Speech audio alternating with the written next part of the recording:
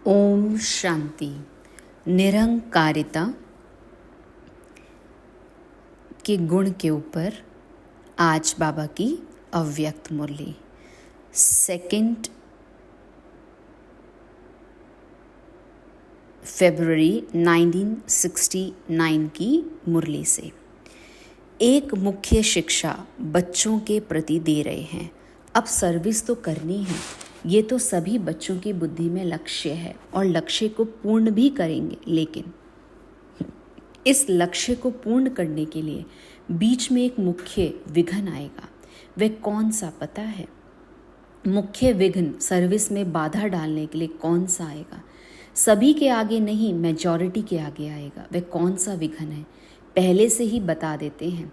Service करते करते ये ध्यान रखना कि मैंने ये किया, मैं ही ये कर सकता हूँ, या मैंपन आना, इसको ही कहा जाता ज्ञान का अभिमान, बुद्धि का अभिमान, सर्विस का अभिमान। इन रूपों में आगे चलकर विघ्न आएंगे, लेकिन पहले से ही इस मुख्य विघ्न को आने नहीं देना। इसके लिए सदा एक शब्द याद रखना कि मैं निमित्त हूँ। निमित्त बनने से ही निराकारी, निरंकारी और नम्रचित्त निरसंकल्प अवस्था में रह सकेंगे। अगर मैंने किया, मैं आया, तो मालूम है क्या होगा। जैसे निमित्त बनने से निराकारी, निरंकारी, निरसंकल्प स्थिति होती है, वैसे ही मैं आने से मगरूरी, मुरझाइश, मायूसी आ जाएगी। उसकी फिर रिजल्ट क्या होगी? आखिरी अंत में उसकी रिजल्ट यही होती है कि चलते चलते जीते हुए भी मर जाते हैं।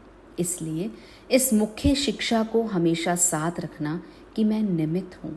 निमित्त बनने से कोई भी अहंकार उत्पन्न नहीं होगा, नहीं तो अगर मैंपन आ गया तो मतभेद के चक्र में आ जाएंगे। इसलिए इन अनेक व्यर्थ के चक्रों से बचने के लिए स्वदर्शन चक्र को याद रखना, क्योंकि जैसे जैसे महारथी बनेंगे वैसे ही माया भी महारथी रूप में आएगी। साकार रूप में अंत तक कर्म करके दिखाया। क्या कर्म करके दिखाया याद है? क्या शिक्षा दी? यही कि निरहंकारी और निर्माणचित होकर एक दो में प्रेम प्यार से चलना है। अव्यक्त बाप दादा की 2 फरवरी 1969 की मुरली से।